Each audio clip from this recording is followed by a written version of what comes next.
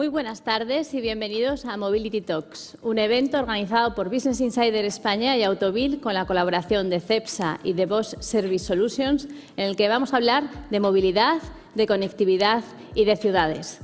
A lo largo de la jornada analizaremos cómo está avanzando la electrificación en el sector del automóvil, pero también qué papel pueden jugar otros medios de transporte como el autobús, el tren o el avión en el camino hacia la nueva movilidad. La Ley de Movilidad Sostenible lo primero que hace, que yo creo que es muy importante, es otorgarnos un nuevo derecho. Y yo creo que la ciudadanía siempre debe estar contenta de poder tener más derechos. Es el derecho a una movilidad sostenible, que es un derecho que no solo implica la capacidad de podernos mover con libertad, sino también de tener accesibilidad a esa movilidad independientemente de nuestra condición.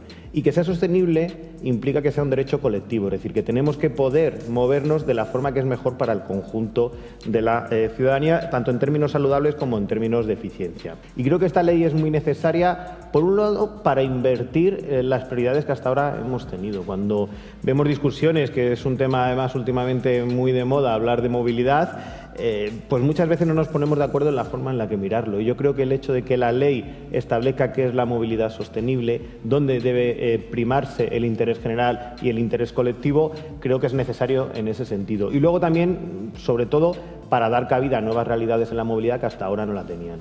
Que el año 2023 ha sido el año con más uso del transporte público en la historia de España. Y esto es no ser contemplativo, porque es que el año 2024 está en cifras acumuladas de un 10%, superando al año 2023. Además, es muy fácil cuando lo ves en la gráfica que se desacopla por primera vez este crecimiento del transporte público por encima de lo que hemos visto hasta ahora. Entonces, yo creo que esas políticas están teniendo buen resultado y que ahora hay que seguir haciendo un acompañamiento al resto de administraciones para que rememos todos en la misma dirección con el apoyo del Gobierno de España, como se está haciendo activamente hasta ahora.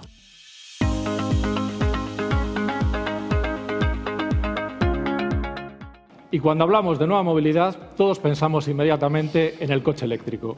Sin embargo, el coche eléctrico no termina de despegar en España. En 2023 las ventas fueron de un 5% de mercado, lo que equivale a unas 50.000 unidades. Y lo que es peor, en 2024 esa cifra ni siquiera se va a igualar. No nos preocupa porque, siguiendo el ejemplo de otros países que van por delante de nosotros, como puede ser Noruega, en el que hoy se vende el 90% de los vehículos eléctricos, hace 8 o 9 años también tuvo un bajón en las ventas, ¿no? Y hay ciertos motivos que lo pueden justificar. Yo creo que todavía nos queda mucho por hacer y se está haciendo y ya hay muestras de por dónde debe ir el camino. De hecho, en septiembre el coche más vendido, el segundo más vendido, es un coche eléctrico, un modelo de Tesla. Ha salido el dato hoy. Y eso no es casualidad, ¿no? Eso está muy vinculado a una campaña de aceleración de ventas que ha hecho la marca con un descuento directo al momento de la compra.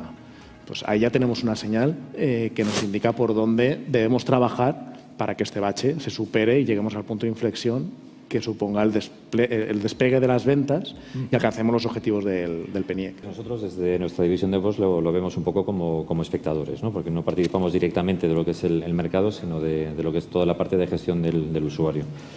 Lo que sí percibimos es, y lo vamos repitiendo desde hace tiempo, es probablemente una actitud un poco timorata por parte del usuario, tal vez por falta de información o por miedos todavía adquiridos acerca de qué implica meterse en el vehículo eléctrico, ¿no? Generalmente escuchamos hablar acerca de problemas en cuanto a las infraestructuras, problemas en cuanto al precio.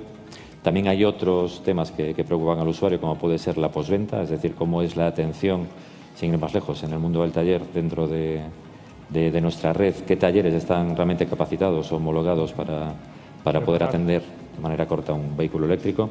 Y son preguntas que yo creo que facilitarían probablemente una toma de decisión distinta o por lo menos un cambio de tendencia desde el punto de vista del usuario. Nosotros la electrificación la vimos pues como una oportunidad, ¿no? Nosotros ante los retos intentamos siempre ver una oportunidad porque, claro, la electrificación nosotros la vemos desde el punto de vista también cómo cambia la arquitectura del coche, ¿no? Las piezas. Tenemos un motor, ya no tenemos un motor térmico, tenemos un contenedor de energía que nos cambia el peso del vehículo, nos cambia el centro de gravedad. Y ahí nosotros tenemos mucho que decir, ¿no? Las baterías en la parte efectivamente. Entonces, ahí es donde nosotros tenemos, y siempre hemos tenido, soluciones para motores térmicos, y existen diferentes tipos de electrificación, no solo los pure eléctricos, sino tenemos otro tipo de electrificación que poco a poco pues, ahí existe una transición. Nosotros estamos trabajando con compromiso y acompañando a nuestros clientes a ir en esa transición. Yo estaría muy preocupado si fuera un representante de la industria europea, ¿no? Porque el problema es el quedarte atrás en una carrera. Y me da la sensación de que estamos centrándonos mucho en que los vehículos chinos eléctricos son más competitivos porque hacen dumping o porque tienen ayudas, y nos olvidamos también de que la industria china lo que tiene es ya escala y tecnología. Y el problema de los fabricantes europeos es que a nivel de tecnología y escala creo que se están quedando atrás.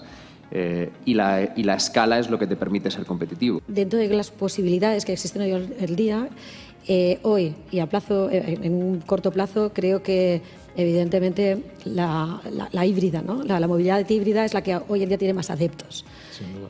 Pero estamos convencidos de que esa transición, ¿no? De que hemos empezado hablando y hemos hablado durante toda la mesa, va a ir hacia una electrificación en soluciones puramente y 100% eléctricas, tanto en ciudades, porque si no esas megacities o esas ciudades, pues llegaremos a un momento en el que no se podrá vivir. Que cada uno va a buscar su equilibrio. Entonces aquí ya no es solo el usuario, sino cada lugar concreto, ¿no? Y ahora, a medida que íbamos hablando, pensaba en algún ejemplo. Y voy a tirar un poco hacia mi tierra, y dos ejemplos que para mí son la contraposición. Es decir, para mí hay dos ejemplos en este país de ciudades que han empezado con esto hace mucho tiempo y con un resultado fantástico, que son Vitoria y Pontevedra. Pontevedra, por ejemplo, a mí me queda muy, muy cerquita de casa, yo soy de Vigo, y Vigo es ese otro ejemplo de ciudad en el que intentar ordenar esto, valga la redundancia, de manera ordenada, es francamente complejo, ¿no? Por la propia orografía o plan urbanístico de la ciudad. Entonces yo creo que, como decía, el equilibrio, el tiempo lo va a poner en cada localidad, en cada circunstancia concreta. Va a haber espacio probablemente para todos. Evidentemente, pues habrá más cargadores y probablemente menos surtidores, nos dirán los clientes, y combustibles alternativos, ¿no? Porque no un hidrógeno, ¿no? Para un transporte pesado. Sobre todo camión. Pues ahí también veremos novedades. Pero también en la relación con el cliente. Si ahora un cliente nuestro va a ir a una estación a pasar 20 minutos porque tiene que recargar un coche, que es el periodo que necesita, vamos a ofrecerle lo que realmente necesita en esos 20 minutos. Una experiencia. Una experiencia y una oferta pues, gastronómica, o un espacio en el que pueda trabajar esos 20 minutos o pueda recoger su paquete de un locker. Es decir, que esos 20 minutos que sí o sí la tecnología le va a marcar que necesita hacer una parada para proseguir su viaje, los utilice y los aproveche, ¿no? Y cambie su experiencia en el entorno de una estación de servicio. Bueno, yo creo que va a triunfar lo que ayude a la conveniencia y a la practicidad en la vida de la gente. O sea, creo que a veces los idealistas del cambio pensamos que la sociedad tiene que avanzar hacia lo que platónicamente es más sostenible y es mejor. Y creo que la realidad del consumo suele ir por otro lado y suele ir por favorecer las soluciones que más cómodas y más convenientes son para la gente. Y creo que el transporte público es un caso claro, ¿no? Donde triunfa el transporte público no es donde se prohíbe a otra gente utilizar otros medios de transporte, es donde el transporte público te soluciona de la forma más conveniente tus necesidades diarias. Y cuando tenemos eso claro, yo creo que las soluciones sostenibles triunfan, ¿no? Cuando consigues casar sostenibilidad con las necesidades reales de la gente y la comodidad de la gente, es cuando triunfan.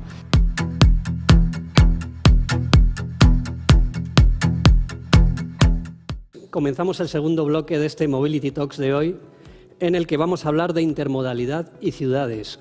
Entendida esta intermodalidad como la transferencia de personas y mercancías utilizando diferentes medios de transporte. Lamentablemente no podemos tender vías a todos los pueblos ni a la puerta de casa de todo el mundo, y por eso el ferrocarril no puede tener un papel único ni hegemónico, pero sí que lo tiene fundamental en el sentido de que en un contexto donde todos los medios están buscando la forma de electrificarse, veíamos antes las dificultades que estábamos asumiendo con la electrificación del automóvil, Otros modos tienen aún más dificultades por su propia composición y se les llama de difícil descarbonización.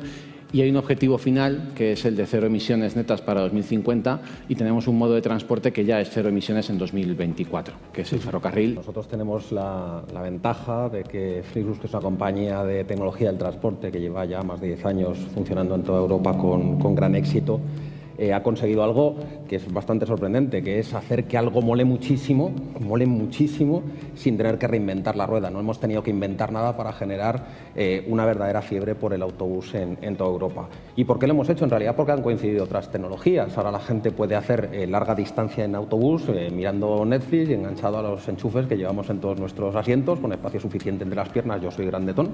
Entonces este tipo de cosas vienen bien. Nosotros lo que supusimos fue una revolución en hacer que las pequeñas empresas, las pymes, pudieran entrar en el mercado de autobuses de larga distancia, y eso hizo que en países como Alemania, como en Francia, como en Italia, como en Portugal, haya mejor conectividad, más autobuses, y hayamos encontrado un hueco que coincide perfectamente con esto que se lleva hablando durante toda la jornada, que cada medio de transporte, cada modo de transporte encuentre su lugar. Nosotros somos una empresa tecnológica y por tanto no disponemos de ningún vehículo ni de ninguna licencia, y a pesar de ello, en el caso de España, ponemos a disposición de nuestros usuarios más de 10.000 taxis y más de 11.000 vehículos de movilidad compartida, ¿no? Entonces, nosotros, pues el futuro, ¿cómo lo vemos? Pues como lo hemos comenzado, a través de la tecnología. Como en vuestro caso, no hemos venido a traer nada que no existiese, sino simplemente a poner a disposición de los usuarios de una forma mucho más eficiente, mucho más sostenible, mucho más cómoda, mucho más segura, los medios que ya existían ahí y bueno, pues hacerlo, como decía, accesible no solamente pues para la mayoría de las personas, sino también hacemos temas de accesibilidad pues para personas con discapacidad visual, discapacidad auditiva, el poner la tecnología a su servicio para que puedan utilizar con comodidad estos medios. Cada medio de transporte tiene que encontrar un poco su hueco y los consumidores tienen que elegir. O sea, al final sí que creemos en la soberanía de los consumidores. Me preguntabas hace un momento por el futuro de la aviación. El futuro de la aviación, extrapolando los datos, es bueno. ¿Por qué es bueno? Medias. En los últimos 24 años, el sector aéreo en España, la aviación comercial, crece a un nivel de un 4% anual, es la media. Pero ayer Mauricio Lucena, el presidente de AENA, dio las cifras y de 283 millones de pasajeros que hubo en el año pasado, en 2023, esperan este año 305 millones, que es un 7,7%. Entonces, que la aviación ofrece un servicio a los consumidores está clarísimo. Al final favorecemos los intercambios culturales, los intercambios comerciales, somos eficientes en determinadas distancias, el tren lo es en otra, porque al final, y tomo una frase que dijo mi presidente hace años en la Menéndez Pelayo, dijo, le preguntaron por el tema del tren y el avión y tal, al final dijo, lo importante es hacer la tarta de la movilidad más grande. Y para eso está la intermodalidad. Nosotros en realidad lo que hacemos es outsourcing de movilidad, es decir, nosotros nos encargamos de proporcionar el servicio de movilidad a nuestros clientes, ¿no? Y asumimos el riesgo inherente de esa actividad. Es decir, nosotros compramos el coche, nosotros asumimos el valor residual, nosotros mantenemos el vehículo y asumimos los gastos de mantenimiento, por supuesto, asumimos los gastos de calaje tecnológico. Entonces, fíjate cómo son las empresas básicamente las que están haciendo que entre la movilidad eléctrica en España, y las empresas de movilidad tenemos un papel fundamental en eso, ¿no? Y además haciendo no solo que eso ocurra, sino que ocurra de manera racional, porque hay algo que nadie ha dicho y no he oído hasta ahora, aunque yo creo que casi todo el mundo estaba pensando, que descarbonizar o introducir la movilidad eléctrica o la movilidad alternativa o sostenible, lo que quieras llamar, es una cuestión de sentido común. Hemos hablado durante mucho tiempo ya aquí, en la primera mesa y en la segunda, un poco del reparto modal y de cómo cada medio más o menos tiene su hueco. Yo puedo decir, he estado repasando mentalmente, yo he utilizado todos los modos de transporte que se han mencionado aquí,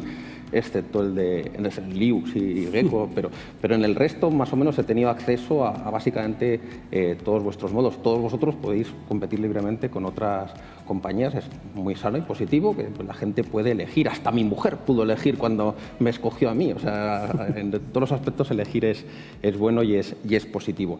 El único problema es que los españoles en el autobús no pueden elegir. Están condenados a utilizar siempre las mismas compañías que vienen utilizando, y eso por sistema genera graves ineficiencias. Una de ellas es, como os he dicho antes, que tenemos el autobús más caro de Europa, con diferencia. O sea, teniendo teniendo en cuenta que tenemos los precios a veces hasta el doble que en Portugal o que en Italia, eso para precisamente este perfil de usuarios es absolutamente dramático. Por nuestra parte creo que es necesaria, que es importante que se busque el cómo hacer, o sea, cómo implantar esas medidas y la financiación de esas medidas, y para nosotros también sería importante que el taxi se reconociese como el servicio público que es, aunque operado de forma privada, porque muchas veces llega a sitios donde otras opciones no están llegando, pues en pequeños, en el caso de Madrid, en pequeños pueblos de la sierra, donde es la forma de moverse, ¿no? Entonces, que bueno, que igual que ha ido ampliando a las nuevas formas de movilidad, que amplíe y reconozca ese sentido de servicio público del taxi. Trabajo en un sector en el que necesitamos ayuda para descarbonizarnos, pero tenemos la receta. La receta inmediata, la a largo plazo también. La inmediata es el biocarburante, es el SAF. Reduce el 80% de las emisiones en el ciclo de vida y además el 50%, los aviones que tenemos en este momento están certificados para volar con el 50% de SAF. Y los aeropuertos están preparados para manejarse SAF. De hecho, Airbus y ATR ya están certificando aviones para volar con un 100% de SAF, de mezcla de SAF. ¿Qué es lo que sucede? Que el SAF es entre 3 y 6 veces más caro que el queroseno convencional. Cepsa presentó en septiembre un informe que preparó con Iberia y con Vueling para hacer de España la gran potencia de producción de SAF de Europa y una de las mayores del mundo. 22.000 millones de inversión, 56.000 millones de contribución al PIB en el año 2050 y 270.000 puestos de trabajo. O sea, tenemos la receta. Yo creo que lo prudente es esperar. Es una ley que viene un poco controvertida y espero que en cualquier caso todas las enmiendas y la redacción final tengan lo que pedíamos antes, que es sentido común. Las cosas van a cambiar, eso está claro. Que quien piense que nos vamos a quedar como hace 5 años comete un error, porque no va a ser así. Con lo cual, ya que hay que cambiar, hagámoslo con un poco de consenso y con sentido común. En un contexto que hemos hablado también de la incertidumbre, que la gente no sabe qué coche comprarse, o que incluso hay decisiones judiciales controvertidas, una norma con rango de ley que fije los principios básicos que la gente que nos dedicamos a planificar el transporte llevamos décadas defendiendo, va a aportar mucha claridad, va a aportar un sentido y nos va a dar una hoja de ruta bastante más clara, con lo cual confío en que a partir de ahí todos lo tengamos mucho más claro ese camino a la movilidad del futuro.